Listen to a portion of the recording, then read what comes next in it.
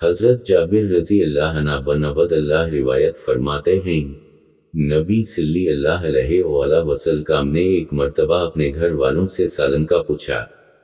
انہوں نے کہا کہ ہمارے پاس سرکہ کے علاوہ کچھ نہیں ہے۔ انہوں نے اسے طلب کیا اور فرمایا کہ سرکہ بہترین سالن ہے۔ حضرت ام ہانی رضی اللہ عنہ روایت فرماتی ہیں، ہمارے پاس نبی صلی اللہ علیہ وآلہ وسلم تشریف لائے اور پوچھا کہ کیا تمہارے پاس کھانے کے لیے کچھ ہے؟ میں نے کہا نہیں، البتہ باسی روٹی اور سرکہ ہے۔ فرمایا کہ اسے لے آؤ، وہ گھر کبھی غریب نہیں ہوگا جس میں سرکہ موجود ہے۔ حضرت عائشہ صدیقہ رضی اللہ عنہ روایت فرماتی ہیں، رسول اللہ صلی اللہ علیہ وآلہ وسلم نے فرمایا سرکہ بہترین سالن ہے۔ حضرت ام سعد رضی اللہ عنہ فرماتی ہیں کہ میں حضرت عائشہ رضی اللہ عنہ کے گھر میں موجود تھی اور انہوں نے فرمایا، کیا تمہارے پاس کھانے کو کچھ ہے؟ انہوں نے کہا ہمارے پاس روٹی، کھجور اور سرکہ ہے۔ رسول اللہ صلی اللہ علیہ وآلہ وسلم نے فرمایا، بہتر سالن سرکہ ہے۔ اے اللہ، تو سرکہ میں برکت ڈال کہ یہ مجھ سے پہلے نبیوں کا سالن تھا اور وہ گھر غریب نہ ہوگا جس میں سرکہ موجود ہو۔ سالن سرکہ ہے۔ اے اللہ، تو سرکہ میں برکت ڈال کہ یہ مجھ سے پہلے نبیوں کا سالن تھا اور وہ گھر غریب نہ ہوگا جس میں سرکہ موجود ہو۔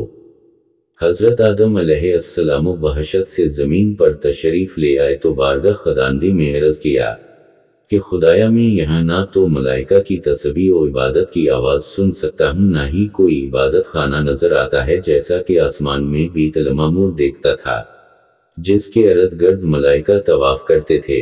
اس پر اللہ پاک کا حکم آیا کہ جاؤ جہاں پر ہم نشان بتائیں وہاں پر کعبہ بیت اللہ بنا دو اور اس کے ارد گرد طواف بھی کر لو، اس کی طرف نماز بھی ادا کر لو۔ حضرت جبرائیل علیہ السلام ان کی رہبری کے لیے ان کے ساتھ چل پڑے اور انہیں اس مقام پر لے آئے جہاں سے زمین بنی تھی، یعنی جس جگہ جھاگ بنی تھی، اور پھر وہی جھاگ پھیل کر پوری زمین بنی۔ حضرت جبرائیل علیہ السلام نے اپنا پر مار کر 7ویں زمین تک بنیاد رکھ دی، جس کو ملائکہ نے 5 پہاڑوں کے پتھروں سے بھرا، کو طور، کو لبنان، کو جودی، کو طور زیتا اور کو ہیرا۔ بنیاد بھرنے کے بعد نشان کے لیے چاروں طرف کی دیواریں بھی اٹھا دیں۔ اس طرف حضرت آدم علیہ السلام نماز بھی پڑھتے رہے اور طواف بھی کرتے رہے۔ طوفان نو تک کعبہ اسی حالت میں رہا۔ طوفان کے وقت وہ عمارت آسمان پر اٹھا لی گئی اور وہ جگہ ایک اور اونچے ٹلے کی صورت میں رہ گئی، مگر لوگ پھر بھی برکت کے لیے یہاں آتے تھے اور آ کر دعائیں مانگتے تھے۔ پھر حضرت ابراہیم علیہ السلام کے زمانے تک کعبہ اسی حالت میں رہا۔ جب حضرت اسماعیل اور حضرت ہاجرہ یہاں آ کر رہے اور یہاں کچھ آبادی ہو گئی تو حضرت ہاجرہ کے انتقال کے بعد حضرت ابراہیم کو حکم ہوا کہ حضرت اسماعیل کو ساتھ لے کر خانہ کعبہ کی عمارت تعمیر کریں۔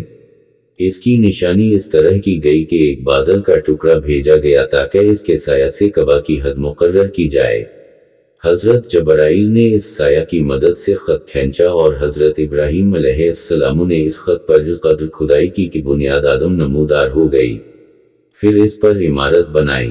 اس کی بلندی 9 ہاتھ تھی اور رکن اسود سے رکن شامی تک دیوار کی لمبائی 33 ہاتھ اور رکن شامی سے رکن غربی تک 22 ہاتھ اور رکن غربی سے رکن یمانی تک 31 ہاتھ اور رکن یمانی سے رکن اسود تک 20 ہاتھ تھی۔